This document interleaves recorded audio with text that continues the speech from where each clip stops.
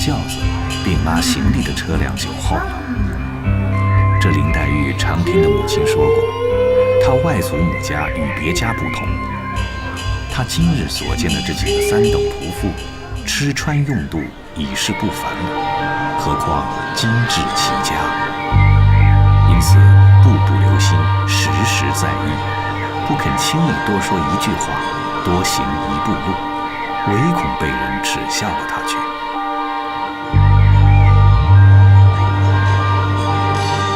自上了轿，穿过繁华的街市，忽见街北3间兽头大门，正门的匾上打出“赤造宁国府”5个大字。黛玉心想，这必是外祖之长房了。又往西行，照样也是3间大门，便是荣国府了。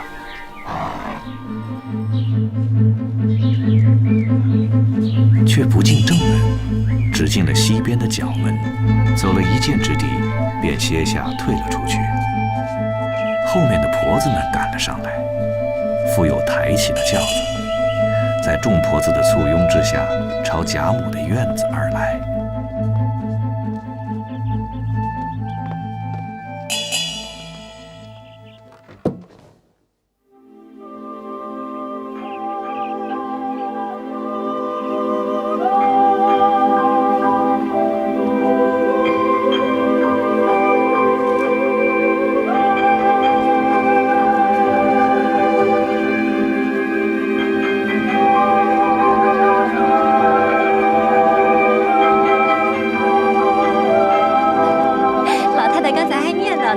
就来了，来了，林姑娘来了，老太太，林姑娘来了。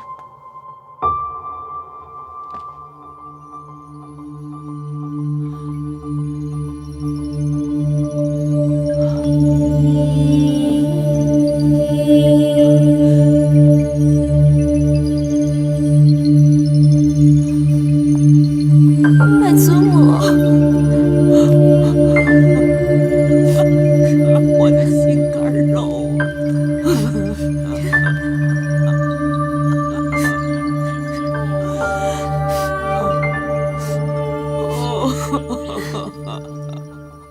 我这些儿女最疼的是你母亲，如今她先舍我而去，连面也不能一见，让我怎么不伤心呢？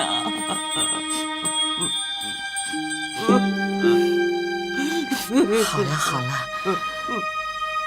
别哭了，别哭坏了身子。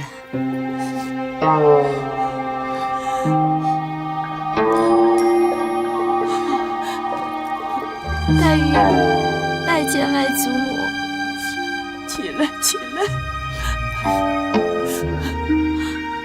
怨我不好，明明到了，却又哭哭啼啼，惹得你也伤心，当真老糊涂了。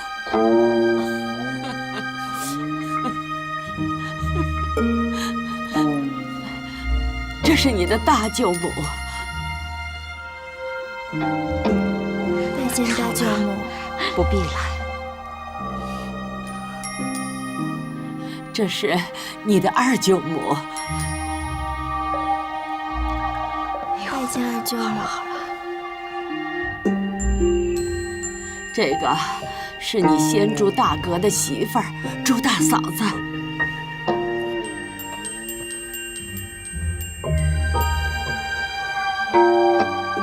去，请姑娘们来，今日远客才来。是老太太。可以不用上学去了吧？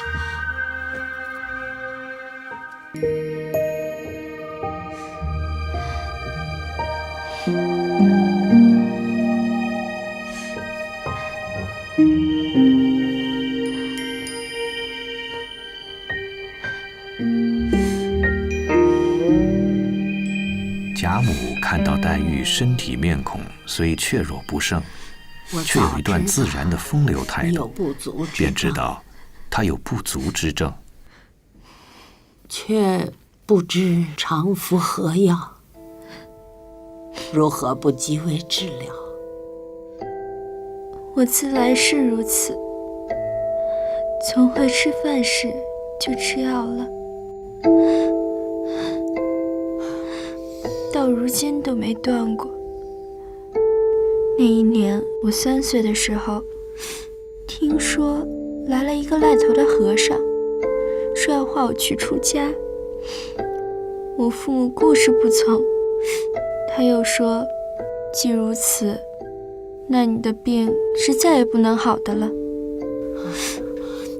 若要好的时候，除非从此以后总不许见哭声，除父母之外，凡有外姓亲友之人，一概不见，方可平安了此一世。疯疯癫癫的说了这些不敬之谈，如今我还是吃人参养荣丸。真好。我这里正配丸药，叫他们多配一料就是了。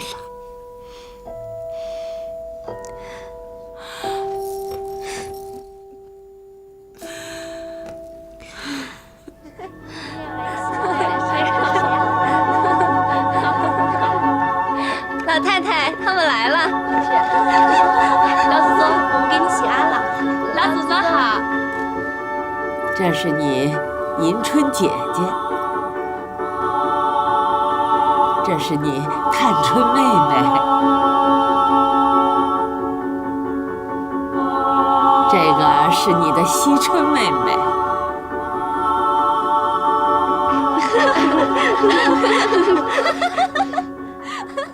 我来迟了，不曾迎接远客。老祖宗，客人在哪儿啊？黛玉心里纳闷儿，这些人个个皆脸生屏气，恭肃严整。来的是什么人？这样的放荡无礼。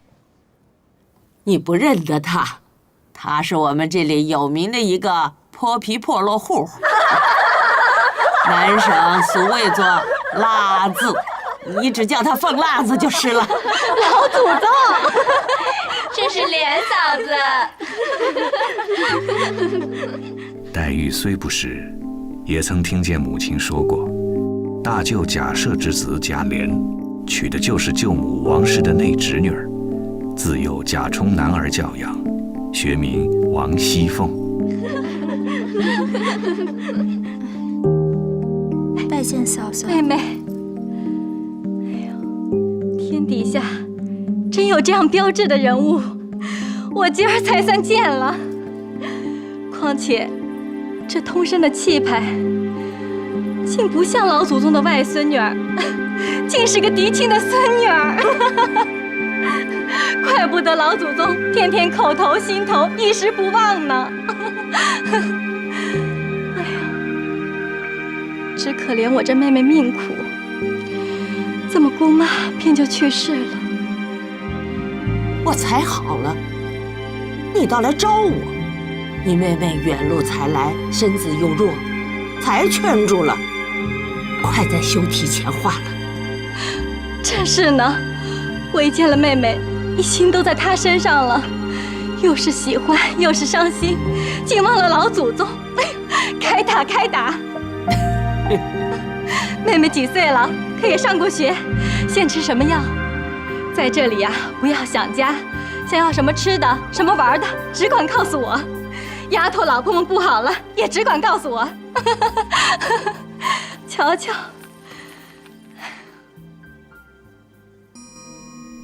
当下茶果已撤，贾母令2个妈妈带了黛玉去拜见2个母舅。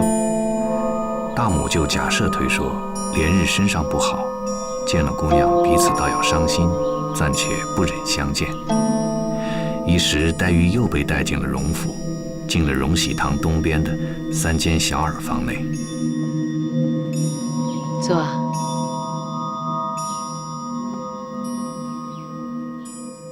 太太，这是白二爷新做的衣裳。搁在这儿吧。哎，来，坐到我这边来。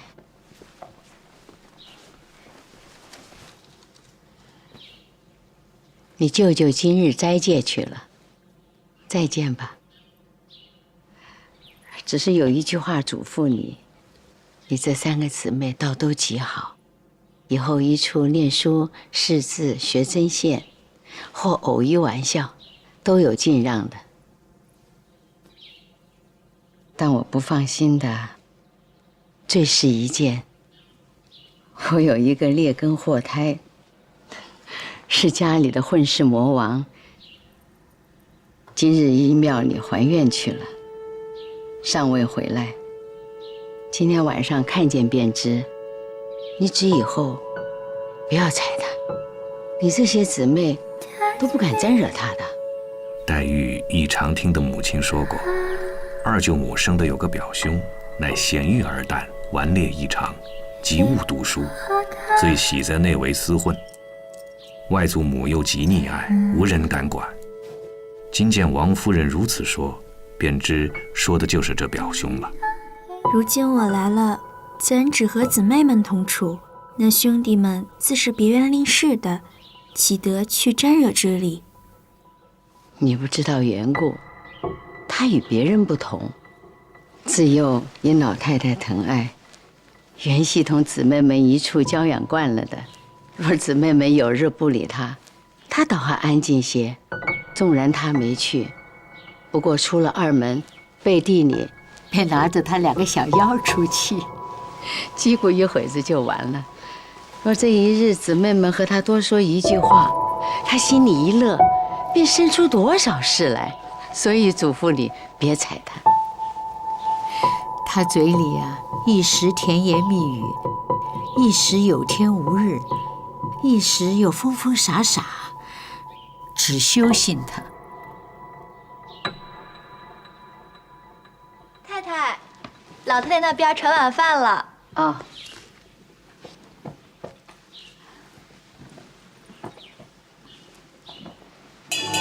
来，这里坐吧。晚饭时，贾母称黛玉是客，让她坐在自己身边，又命王夫人和三春姊妹左右入座。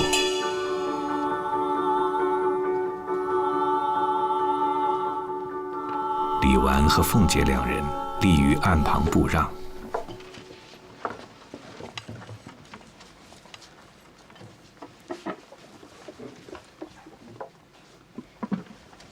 外间伺候的媳妇丫鬟虽多，却连一声咳嗽都不闻。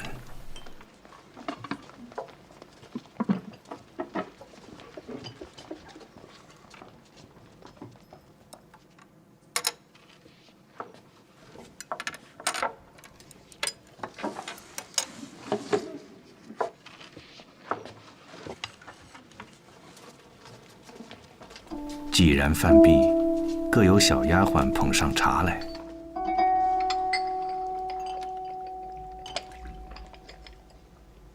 黛玉今见这里许多事情不合家中之事，不得不随着一一改过来。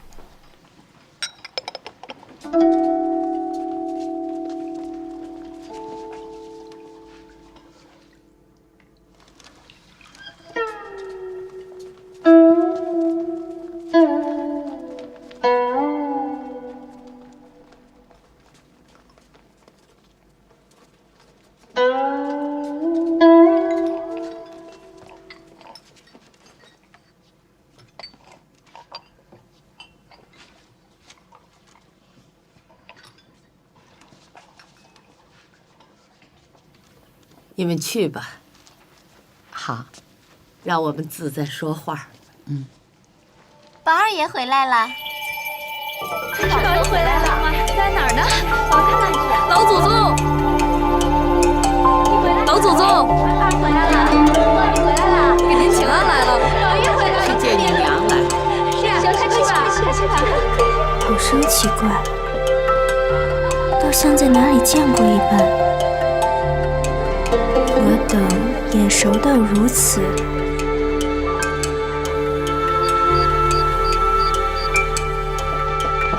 王毅来了。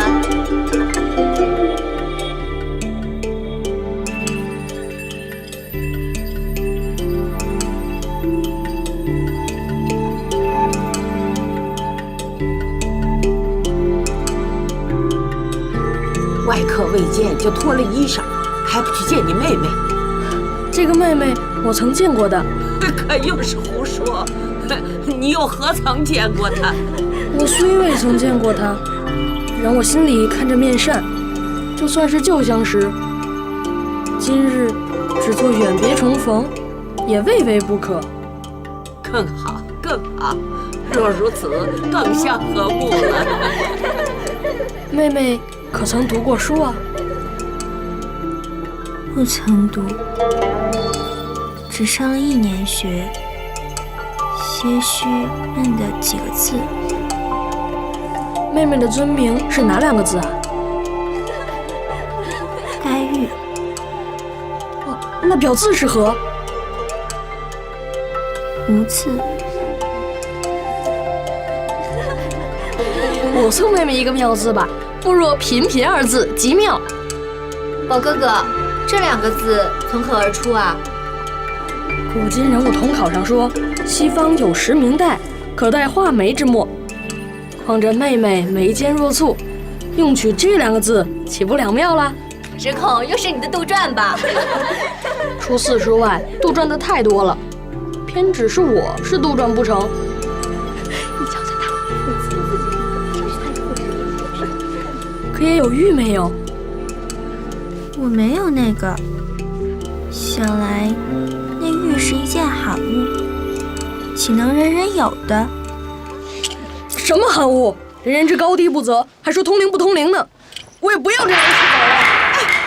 这可使不得！快找啊！往哪儿去了？你们快去找找啊！哎呦，找！在哪儿呢？哪儿呢？在这儿呢。老太太。哎呦，孽障！你生气打人骂人容易，何苦摔那命根子？家里姐姐妹妹都没有，但我有。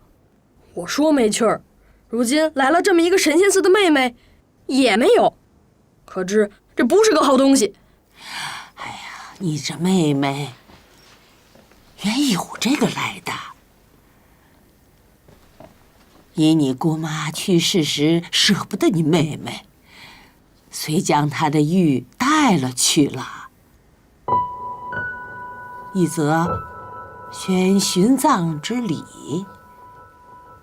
尽你妹妹之孝心；二则你姑妈之灵，也可全作见了女儿之意也。因此他只说没有这个，不便自己夸张之意。你如今怎比得他啊？还不好生慎重带上，仔细你娘知道了啊。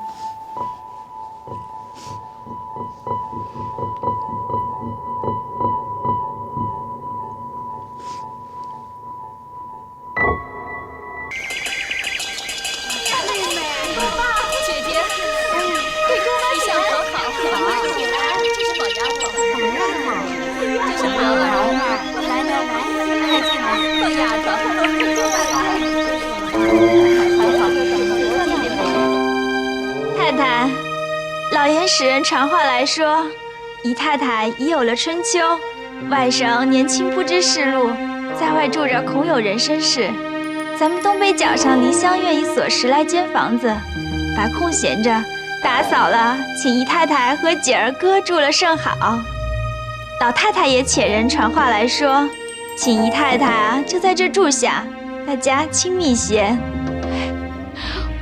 我还未及留呢，老太太便先留了。如此替我多谢老太太盛情，不留反不公了。是了，一应日费供给，一概免却，方是长处之法。原来这梨香院，即当日荣公暮年养静之所。小小巧巧，约有10余间房屋，前庭后舍俱全。西南有一角门，便是王夫人正房的东边了，又有街门另开，可以任意出入，因此竹江移居之念渐渐打消了。在这儿呢，这儿呢。且说林黛玉自在荣府以来，贾母万般怜爱，寝食起居亦如宝玉。迎春、探春、惜春三个亲孙女倒且靠后，那宝玉亦在孩提之间，视姐妹兄弟皆出一意，其中因与黛玉同随贾母一处作卧，日则同行同坐，夜则同息同止，真是言和意顺，略无身伤。这儿呢。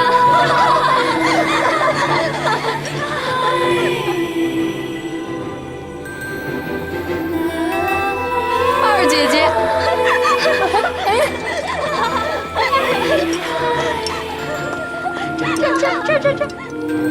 这，这个姐姐你定猜不出来。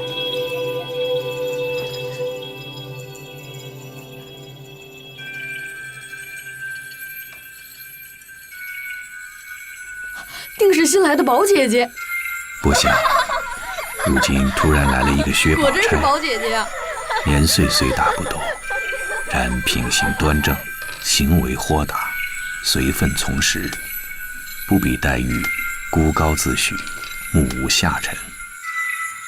因此，黛玉心中便有了一些抑郁不忿之意，宝钗却浑然不觉。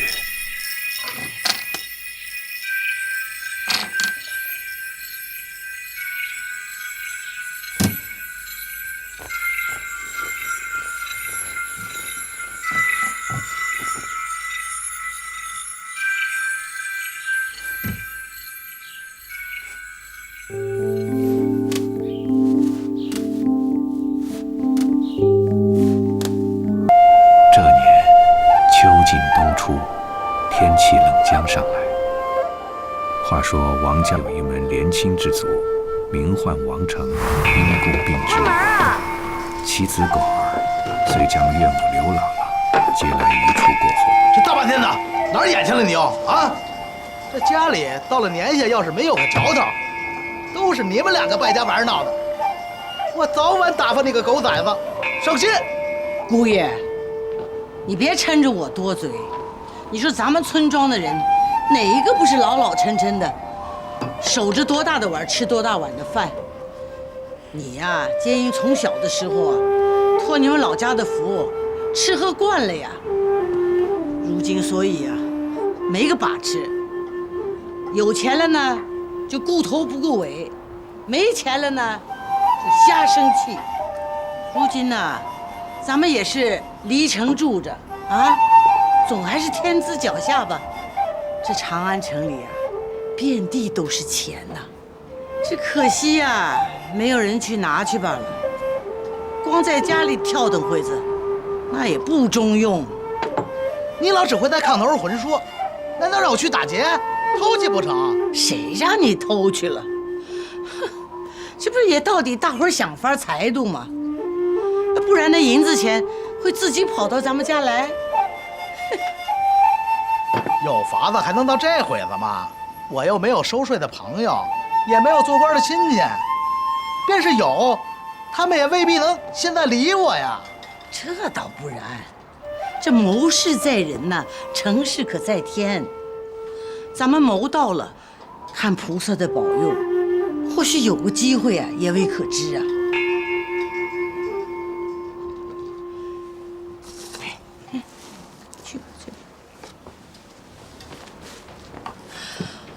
我倒是替你们呐谋了个机会。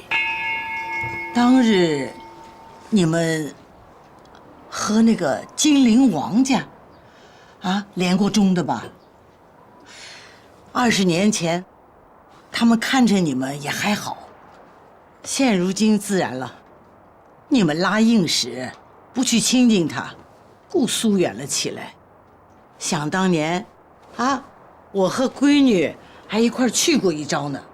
哎呦，他们家那个二小姐啊，着实的爽快啊，会做人倒不拿打，听说现在是荣国府贾二老爷的夫人，还听说嘛，她最近上了点年纪了，越发的怜贫恤老，更爱栽针尽道，舍米舍钱的。如今虽然是王府升了边任，可这个二姑奶奶还能够认识咱们呢。假如她还念旧，那就有点好处。你何不去走动走动呢？只要她发一点好心，拔一根汗毛，就比咱们的腰还粗呢。哎，您老虽说的是，可是你我这样个嘴脸，怎样好到他门上去呢？先不先，他们那些门上的人也未必肯去通信儿，没得去打嘴些事。姥姥如是说，当年您况且见过这姑太太一次，不如明天您老跑一趟，先试试风头再说。可是说的，这侯门深似海，我是个什么东西？再说，他们家的人又不认识我，我去了也是白去。哎，我教您老爷法子呀，您可以带上外孙板儿，先去找陪房的周瑞。若是见了周瑞，那就有意思了。这周瑞先时曾和我父亲交过一件事儿，我跟他极好的。我也是知道他的，只是许多时不走动了。知道他如今怎么样啊？这也说不得了。你又是个男人，又是这么个嘴脸，自然是去不得了。我们姑娘呢，年轻媳妇子，也难去卖头卖脸的。倒还是我舍出这张老脸去碰一碰，果然有些好处，咱们大家都有益。便是没银子拿来，我也要到那公府侯门去见一见世面，也不枉我这一生啊。次日天未明，刘姥姥便起来梳洗了，带了本儿进城，找到宁荣街。记住了吗？见了姑太太要磕头请安，要知道问好。哪儿来的呀？列位太爷纳福。我找太太的陪房周瑞周大爷，烦哪位太爷替我请他老人家出来一下。周大爷，您老远远在墙下等着啊，一会儿他就从里边出来了啊。别耍人家，耽误他事儿。周大爷到南边去了，他家在后一带住着呢，他娘子在家。你要是找的话，就从这儿绕到后街去。到后门上去问。好。谢谢这位太爷。好，谢谢。去吧去吧。谢谢谢谢。论理，往来客人回话的事儿却不与我相干。皆因您是太太的亲戚，又把我当个人投奔了我来，我就破个例，给您回个话去。谢谢谢谢啊，姥姥，您可不知道，我们这儿不比5年前了。如今太太不管事儿，都是由莲二奶奶做主。莲二奶奶，太太的那侄女，大舅老爷的女儿，小名凤歌的。是她呀！哎呀，怪不得呢，当日我就说她不错来着。如今太太事儿多，心烦，来了客人能推得过去的都推过去了。都是由那个凤姑娘周旋迎待。今儿您就是不会太太，也要会她一面，才不枉来此一遭。这凤姑娘如今年纪不大呀，怎么就这么有本事啊？你别看她年纪小，哟，行事却比世人都大呢。少说有1万个心眼子，10个会说话的男人呢，也说他不过。就是对下人太严了些个。周大娘，老太太屋里摆完饭了，二奶奶在太太屋里呢。呀，那快走吧，快走！这时候吃饭是个空子，我们先赶过去。若迟一步啊，回事的人多了难说话，再睡了午觉就更没的时候了。好了，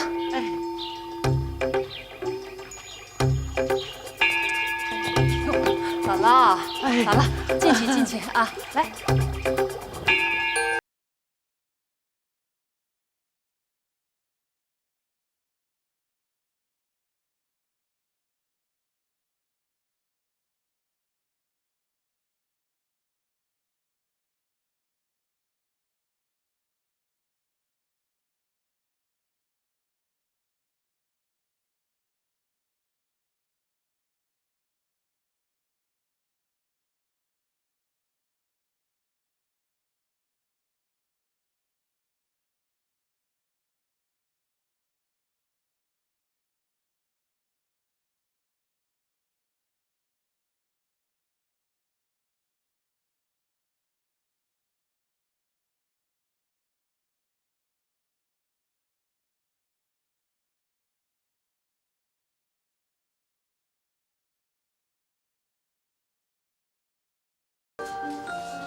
哟，姥姥来了。姥姥，里面坐。来，这边坐，姥姥。快请坐，姥姥。不用，舅姑奶奶。周大娘也坐。哎，姥姥您坐呀。哎，快坐吧。好的，不，我不坐这儿，我就坐那儿就行了，坐那儿。二奶奶什么时候下来？看时辰，这就下来了。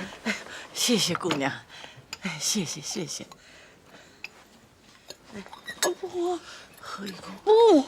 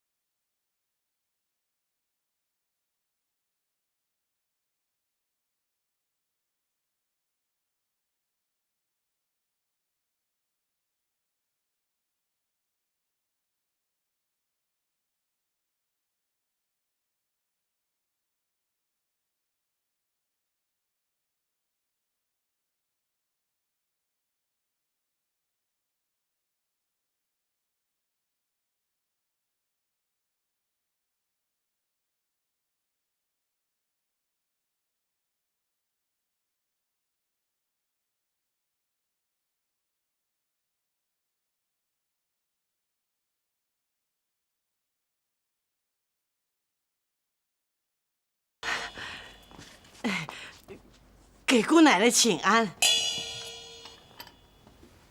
哎，说话呀，说话。哟，老人家好。周姐姐怎么不早说？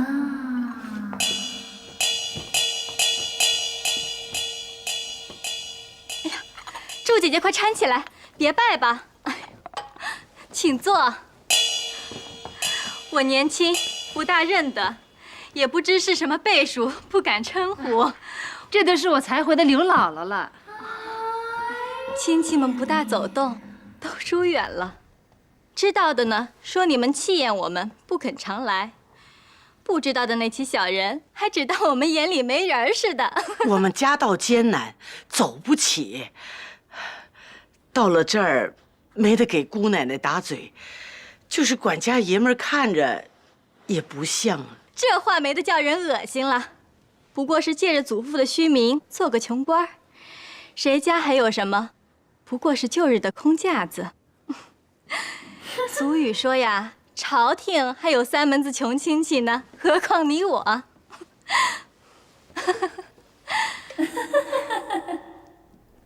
回来太太没有？等奶奶的示下。你去瞧瞧，要是有人有事儿就罢了，得闲呢就回，看怎么说。哎，快给这孩子拿些果子吃。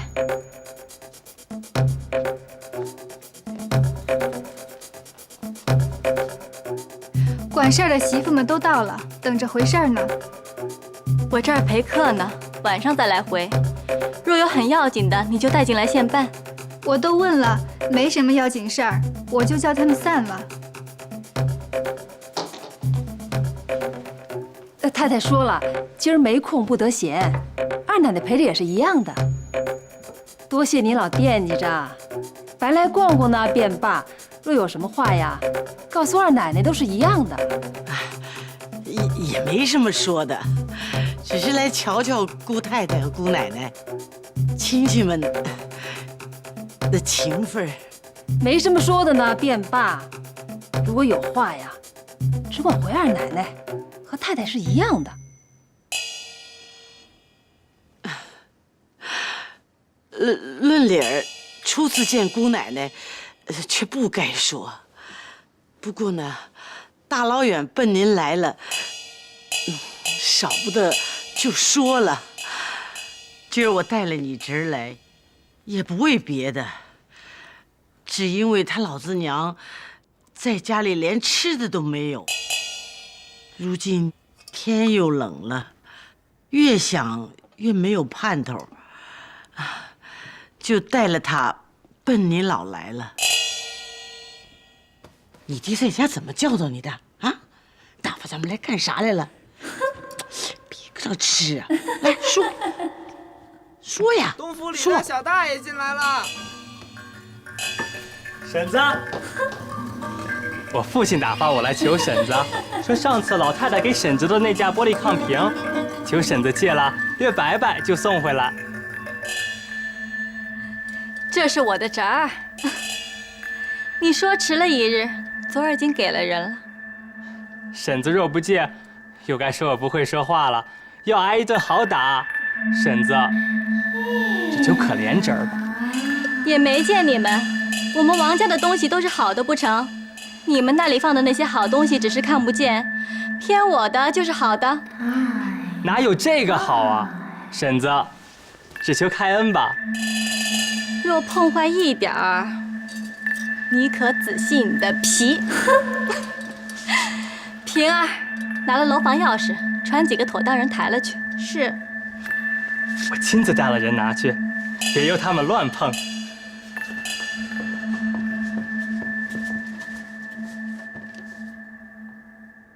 不知这位姥姥可用过早饭了没有？啊，这一大早就奔这儿来了，哪有时间吃早饭呢？快传饭来。哎啊，不用了，不用了。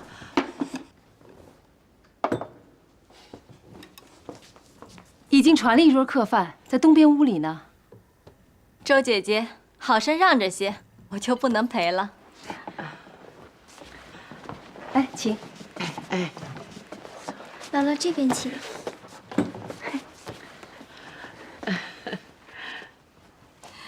刚才太太都说了什么？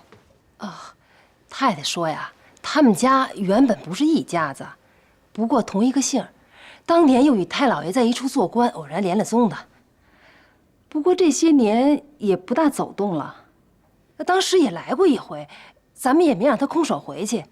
今儿既然来瞧瞧咱们，是他的好意思，咱也不能减慢了他。便是有什么说的，叫奶奶裁度了就是了。我说呢，既是一家子，如何我连个影儿都不知道呢？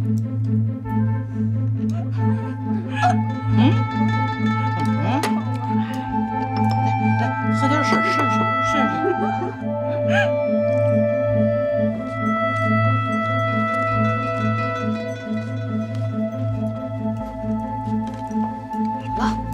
姥姥，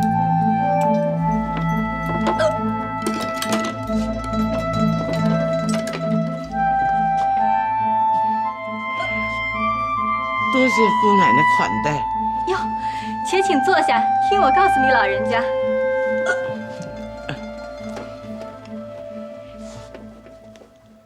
方才的意思，我已知道了。若论亲戚之间，原该不等上门就有个照应才是。但如今家里杂事太繁，太太呢又渐渐上了年纪，一时想不到也是有的。况且我是近来才接管些事情，都不知道这些亲戚们。是。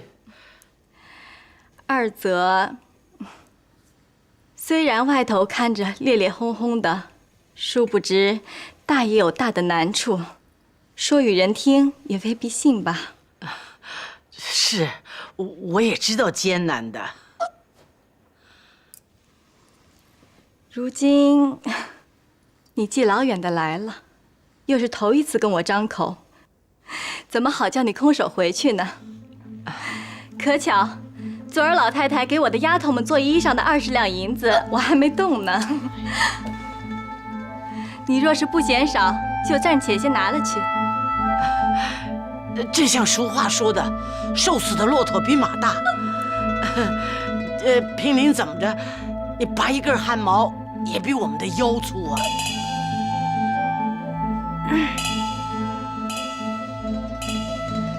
快把昨儿那包银子拿来，再拿一吊钱来。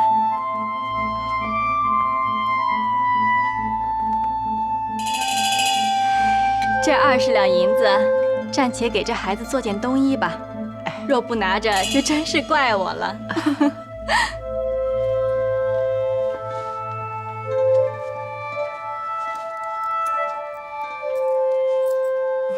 这吊钱雇车坐吧。改日无事，只管来逛逛，方是亲戚们的意思。天也晚了，我也不虚留你们了。回到家里，该问好的就问个好吧。阿弥陀佛，姑奶奶真是功德无量啊！来，给姑奶奶磕头，来谢谢姑奶奶，来，过来。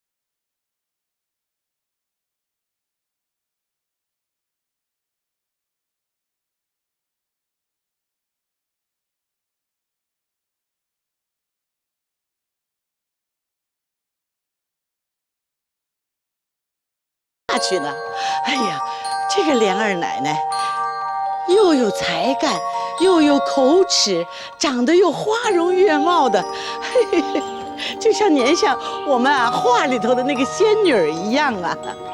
总算见了真佛，取了真经，您老这次没白跑。哎呀，全仰仗嫂子了啊！我也没什么报答嫂子，这给孩子们买点果子吃吧。不必啦，有空多过来逛逛就是了。哎呀，那这可怎么好意思呢？这可真是的。哎，可不到家里来坐坐？哦，不，可不敢再打扰了。我们这就出城去了。啊。周瑞家的送走了刘姥姥，便上来回王夫人话。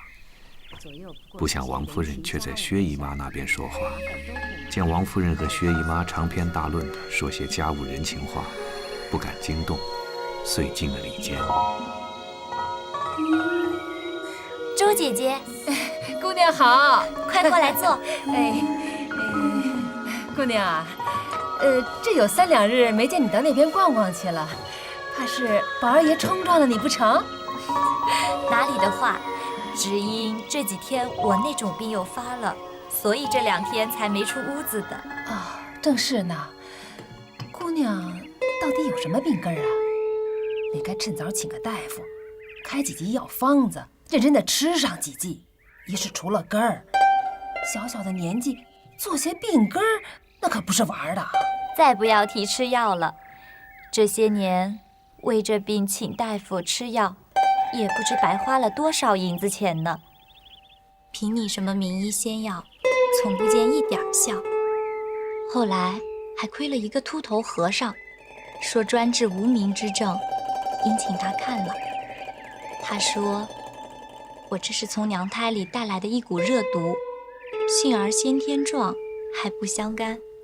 若吃寻常药，那是不中用的。他就说了一个海上方，又给了一包药沫子做引子，一香一气的，也不知从哪里弄了来的。不过倒也奇怪，吃了他的药倒是笑颜些。啊，姑娘说的是什么海上方啊？也说出来，让我们也记着，说与别人听听。倘若遇见这样的病人，也是行好的事儿啊。不用这方还好，若用这方，真正把人琐碎死。东西药料一概都有限，只难得可巧2字。要春天开的白牡丹花蕊12两，夏天的白荷花蕊12两，秋天的白芙蓉花蕊12两，冬天的白梅花蕊12两。将这4样花蕊于次年春分这日晒干，或在药沫子一处一起研好。又要雨水这日的雨水12钱。哎呦，这样一算来，这就得3年啊。那倘若雨水那天不下雨，那这可怎么办呢？所以说哪里有这样可巧的雨呢？便没有雨，也只好再等罢了。还要白露这日的露水12钱，霜降这日的霜12钱，小雪这日的雪12钱。将这4样水调匀，和了药，再加12钱蜂蜜，12钱白糖，玩了龙眼大的丸子，盛在旧瓷坛内，摆在花根底下。若发了病时，拿出来吃1丸，再用12分黄柏煎汤送下。哎呦，阿弥陀佛，阿弥陀佛，真坑死人的事儿！便等10年，也未必有这样巧呢。自他说了去后，1、2年间可巧都得了，好容易配成一料。如今从南带至北，现在就埋在梨花树底下呢。哦，这药有没有名字呢？有啊，这也是那赖头和尚说下的，叫做冷香丸。哦，这病发了时，到底觉得怎么着？也不觉得甚怎么着，只不过咳嗽些，吃1丸下去，也就好些了。谁在屋里呢？太太，我在呢。回太太，那刘姥姥已经加去了，二奶奶赏了20两银子，就是昨儿太太赏给丫鬟们做衣裳的银子，又给了1吊钱坐车。哎呀，这刘姥姥啊，感恩不尽的去了。临行前呀，问太太好，问老太太好。太太没什么吩咐，我先退了。你且站住，有一宗东西你带了去吧。香菱，把匣子里的花拿来。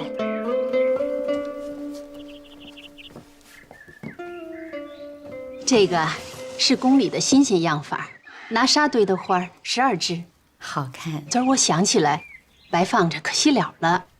何不给他们姊妹们带去？昨儿想送去，偏又忘了。你今儿来的巧，就带了去吧。你们家3位姑娘，每人1对儿，还剩下6只，给林姑娘2只，那4只啊，就给了凤哥吧。留着给宝姑娘带罢了，要想着她们干什么？姨娘不知道，宝丫头古怪着呢。她从来就不喜欢什么花儿啊、粉儿的。你赶紧去送去吧。那我就去了。周瑞家的一家家送宫花，去了王夫人院，把探春和惜春的花送了，又送了李纨。晌午时分，走到凤姐院中。哟，姐儿还睡中觉呢，该清醒了。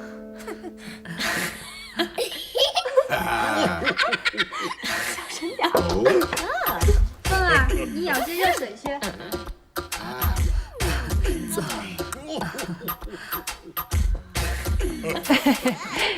你老人家又跑来做什么？哎呦，哪是我赶这样来呀！平儿，来。姨太太呀，得了几只新鲜的宫中花样，让我送4只给二奶奶带。真好看。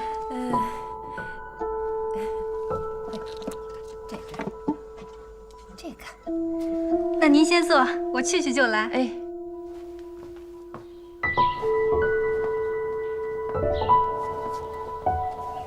把这个穿过去，穿过来。不是这样，往上穿，姑娘，往下，上面。姑娘，嗯，姨太太让我把给姑娘带点花送来了。什么花？拿来给我。这是宫中新鲜的花样的，啊，是用纱堆的花。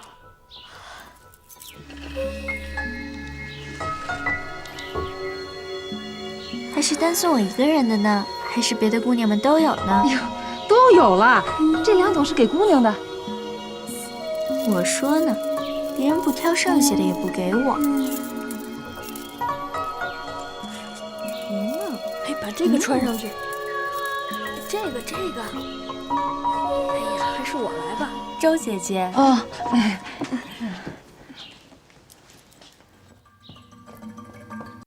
记得点赞关注哦。